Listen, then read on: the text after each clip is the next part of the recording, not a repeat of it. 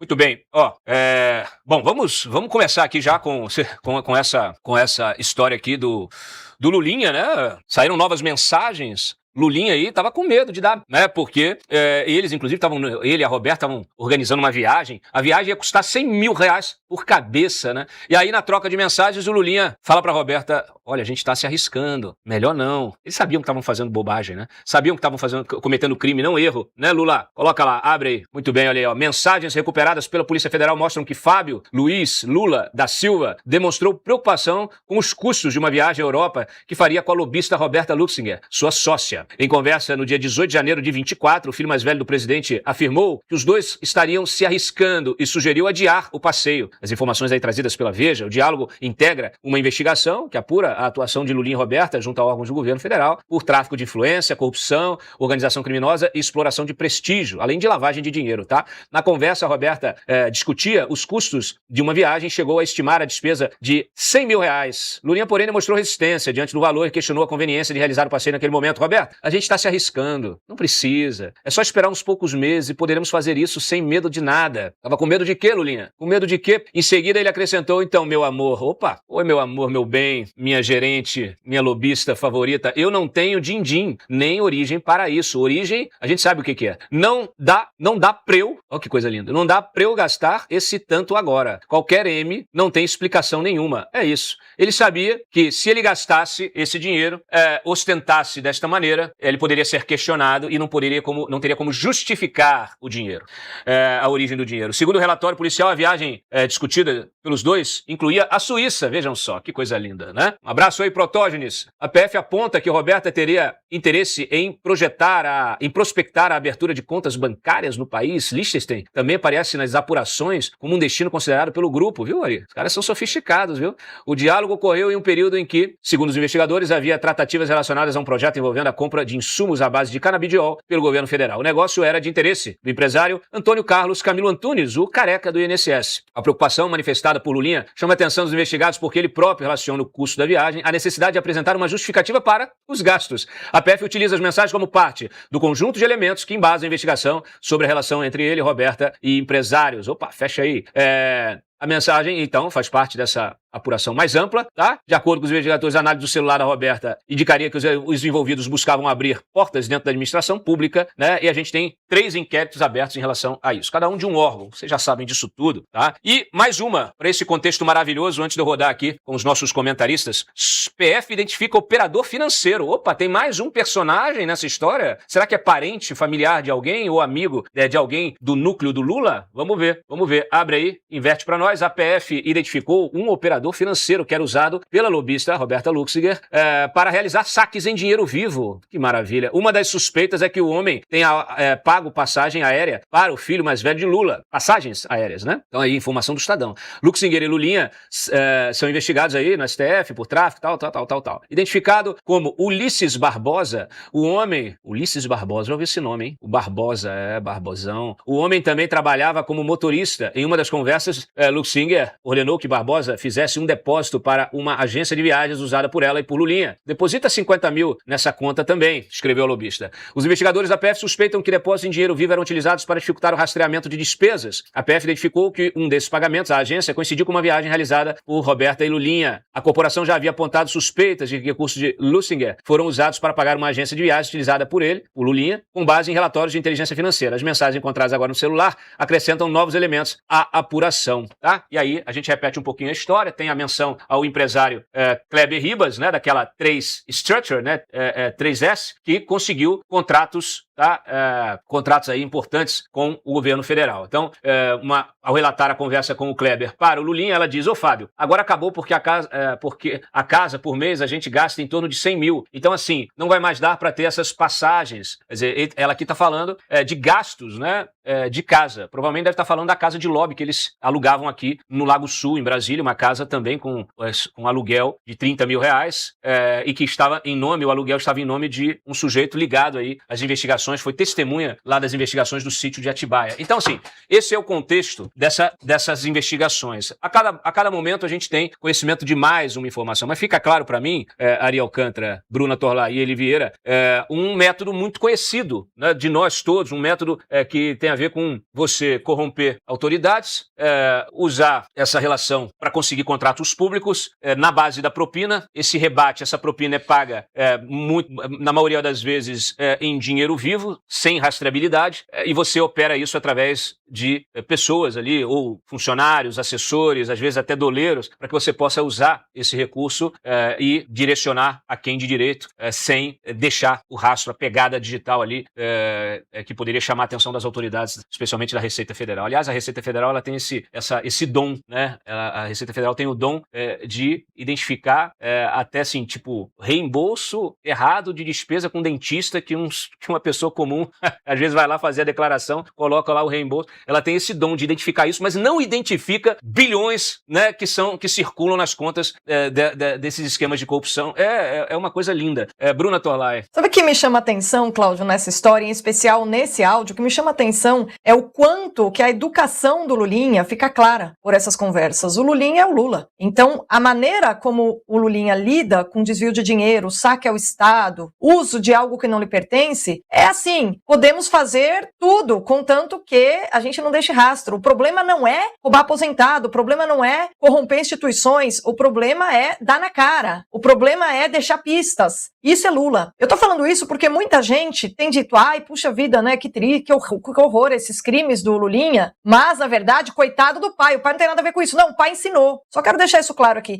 Essa maneira de ética, essa conduta de lidar com a corrupção, simplesmente se esgueirando para que você não tenha pista, isso foi aprendido o próprio pai por parte do Lulinha, porque foi assim que o Lula sempre se comportou em todos os escândalos sendo presidente. E o Lulinha, agora, por ser filho do presidente e saber muito bem que esse lobby todo só é possível embaixo do chapéuzinho do pai, ele, na verdade, tem de ter essa descrição que provavelmente é pedida pelo pai, que é presidente, fala, com você cuidado aí. E ele simplesmente repete, porque é assim que é a educação, os filhos nunca fazem aquilo que eles decidem, os filhos fazem exatamente o que eles veem os pais fazendo. O pessoal quer educar na base da teoria? Não, o que você é, seu filho será. E temos aí a prova disso, o comportamento do Lula quanto à corrupção, espelhado no Lulinha. Quem não entendeu ainda, comece a entender, porque um é outro. E a maneira de falar, a maneira do Lulinha falar com a Roberta, é a prova escancarada de que a educação do Lula pai parece que funcionou, né? O filho foi pro mesmo caminho e entendeu que o problema não é corromper, se lambuzar, o problema é alguém ver o que ele tá fazendo, não é o que ele faz. Eli Vieira.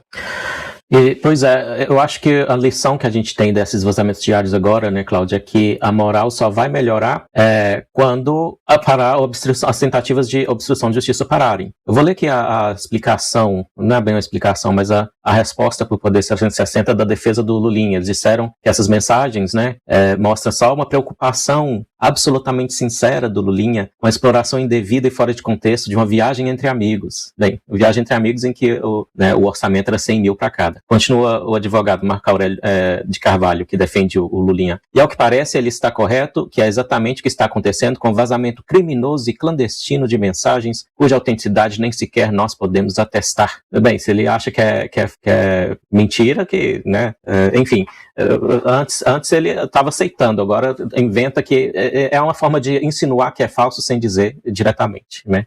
Enfim, eu acho que o que está acontecendo que é de grave foram as tentativas de tirar, né, substituição sem contar para o Mendonça, que estava substituindo os agentes da Polícia Federal envolvidos, a tentativa de passar para a primeira instância, que o Mendonça felizmente rejeitou, e eu vi o Thomas Trauman comentando no Globo que André Mendonça é Bolsonaro e Alexandre de Moraes é Lula. Ele tinha um ponto com esse, que não é o que o título sugere, o título foi meio propositalmente incendiário, mas eu fiquei pensando nessa sugestão desse título, ela não faz sentido, porque não há uma simetria, né?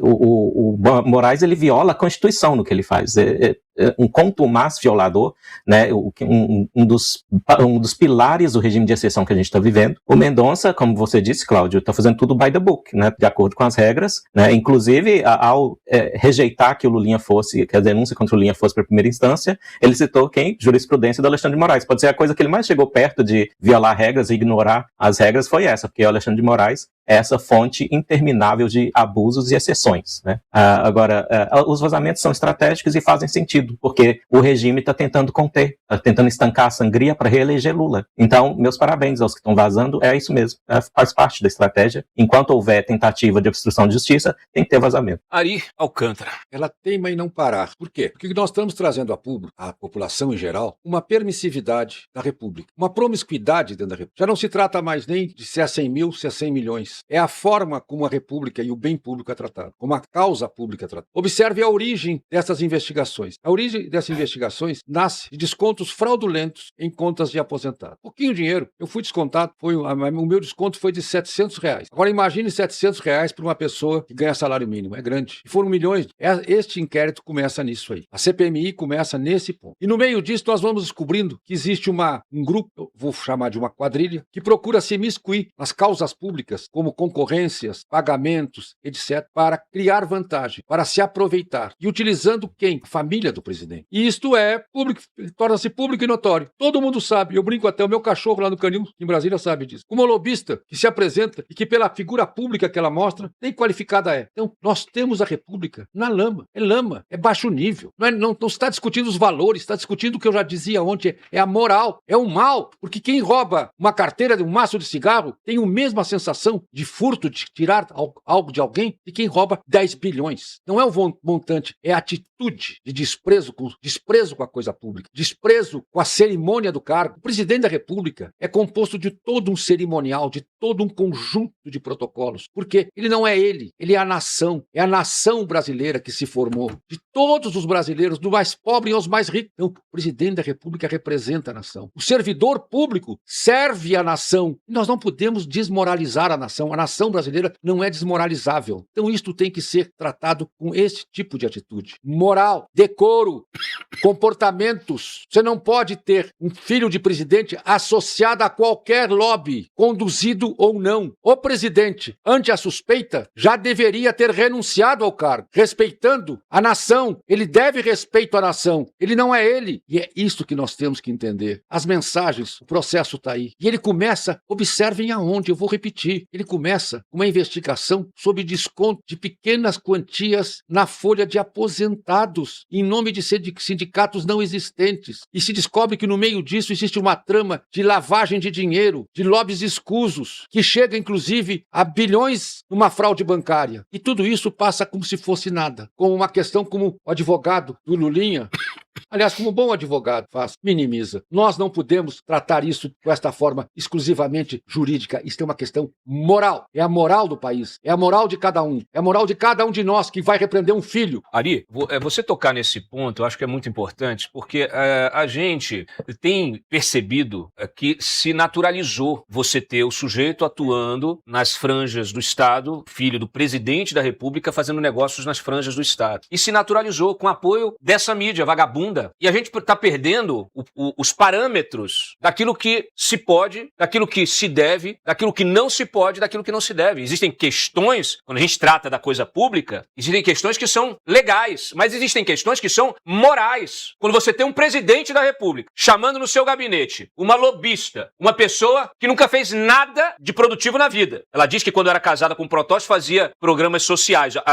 Se investigar direitinho, a gente vai ver que tipo de programa que é. Ela se associa ao filho do presidente, faz amizade com a filha do ministro da Fazenda, que virou consultor do Banco Master. Ninguém repercutiu essa informação que eu trouxe aqui, em primeira mão. Quem coloca ela no seio da família é a filha do Manteiga, que virou consultor 1 milhão por mês do Master. 1 milhão por mês. E ela se aproxima desse núcleo com qual objetivo? Acesso ao poder para fazer dinheiro. E aí você tem o presidente da República, que saiu da cadeia pelas mãos de Gilmar Mendes e seus colegas aí, que vira para ela e fala assim, escolha qualquer lugar aí. Quer dizer, as pessoas deviam estar chamando atenção para isso também. Se nós tivéssemos jornalistas honrados, tivéssemos políticos honrados, o país estaria parado para discutir esse tipo de coisa. A Mariana Godoy, claro, ela ali é empregada da Record. Ela é empregada, ela está ali cumprindo ali uma missão que deram para ela. As perguntas estão aqui. É uma pena, porque a gente sabe que a Record hoje, em função do escândalo do Digimais, está na mão do governo. Eu falei isso. O Marcos Pereira não colocou o Republicanos na campanha por esse mesmo motivo. Estão seguros segurando a liquidação do Digimais por questões eleitorais, né, Galípolo? Porque se liquidar o Digimais, quebra a Record. E aí a pergunta que deveria ser feita pela Mariana Godoy, que não foi feita, é essa. Ô Lula, peraí, nós temos uma mensagem da lobista dizendo que você chamou ela e disse que ela podia escolher qualquer lugar da esplanada. É assim que o senhor trata a coisa pública? É assim que o senhor trata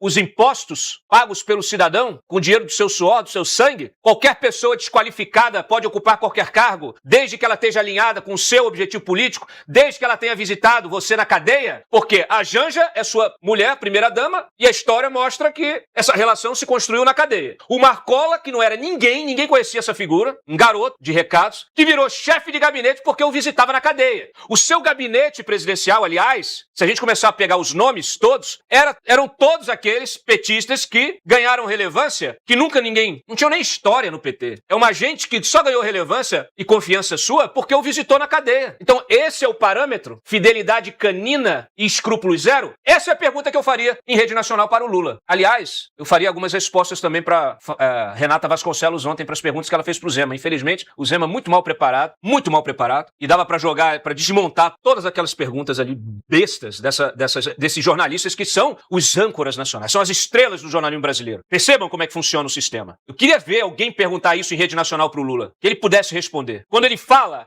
porque se meu filho errou... Peraí, presidente, nós estamos falando de erro, nós estamos falando de crime. E não é a primeira vez que seu filho é acusado de crime, já é a terceira vez. Aproveitando, Lula, o senhor poderia responder como é que o seu filho saiu do zoológico e virou milionário com dinheiro da telefonia de uma empresa beneficiada por um ato de ofício seu? O senhor poderia esclarecer ao eleitor brasileiro? Eu queria ver isso em rede nacional. Será que um dia teremos isso em rede nacional? Agora, Ari, moralidade. E aí, eu dou o braço a torcer aqui, eu já fui muito crítico, já dei uns cacetes no André Mendonça, porque eu acho que o Mendonça, na verdade, é ingênuo. Quando o Mendonça vai a público defender o nome do Bessias, o Mendonça é ingênuo. Infelizmente, no lugar onde ele está, ocupando o cargo que ele ocupa, ele não tem o direito de ser ingênuo. Por isso as minhas críticas sempre. Mas eu também elogio. E aí, eu queria trazer esse discurso que ele fez ontem, porque tem tudo a ver com o que nós estamos discutindo. Ele, de alguma maneira, de uma maneira suave, a maneira que ele coloca normalmente, né, os pensamentos dele, ele que é um pastor e tal, ele expõe o judiciário brasileiro, a cúpula do judiciário brasileiro. Pouca gente entendeu o que ele disse ontem. Coloca lá. Um ministro do tribunal, um juiz, em geral, ele não pode ter a pretensão de ficar rico. Porque o salário, ainda que seja um bom salário, ele é um salário que não te dá condições de ter uma vida, eu diria, sem preocupações financeiras. A gente tem que controlar a despesa no dia a dia. Então, não é uma vida nababesca, é uma vida onde você pode ter uma condição média, eu diria muito acima da média da condição brasileira, mas uma condição média de vida. A gente colocaria em uma classe B, não é uma classe A. Classe A, eu diria que são as pessoas já muito ricas. Mas é uma classe privilegiada, mas não é uma classe que não tem que se preocupar com as contas no fim do mês. Então a pretensão de um magistrado não pode ser ficar rico. Por outro lado, alguém que chega ao Supremo deve reconhecer que chegar ao Supremo é chegar ao máximo do poder humano, em termos jurídicos, pelo menos. Então falou, alcançou a felicidade. Se essa é a sua pretensão de vida, como talvez fosse aquele jovem, agora alcançou a felicidade plena. E eu queria dizer para vocês que os 2 primeiros anos, não os 3, eu fiquei 3, mas os 2 primeiros anos ali no tribunal foram períodos de muita infelicidade para mim. Ou seja, se aquilo fosse um ideal de vida, eu teria que deixar no dia seguinte. E mesmo hoje, podem ter certeza, é muito mais o ônus e a responsabilidade do que qualquer outra coisa. Minha esposa está aqui e sabe as limitações pessoais, as pressões, os momentos difíceis, em que muitas das vezes você até coloca, Deus, eu queria ter uma vida mais normal, vamos dizer assim, num ato até humano de pedido de misericórdia e ajuda de Deus para os desafios. Mas na essência, o que eu quero dizer para vocês? Não coloque seu coração no poder, não coloque seu coração no dinheiro, porque você vai se frustrar. Se esse for o seu propósito, ouçam a experiência de quem poderia dizer, cheguei ao ápice do poder na justiça. Você vai se frustrar. Eu convivo com outros colegas e conversamos com alguns colegas mais abertamente e tenho certeza que o ônus e a responsabilidade é muito maior do que qualquer outra coisa. Olha só, Bruna Torlai, olha só que interessante, né? Tá aí o André Mendonça relatando os 2 anos sofridos dele, os primeiros anos sofridos dele, né? Olha só, por quê, né? Qual será o sofrimento? Por que será, por quais agruras ele passou durante esse período, né? E deixando muito claro que não há como um ministro do Supremo enriquecer, como a gente tem evidências de vários deles que têm negócios paralelos, têm atividades paralelas e têm vidas que elas são absolutamente incompatíveis com o cargo. Ah, Cláudio, mas ele ganhou dinheiro como advogado. Isso não importa. Ostentar da maneira como esses magistrados ostentam é incompatível com a postura que um magistrado, que um ministro do STF deve ter.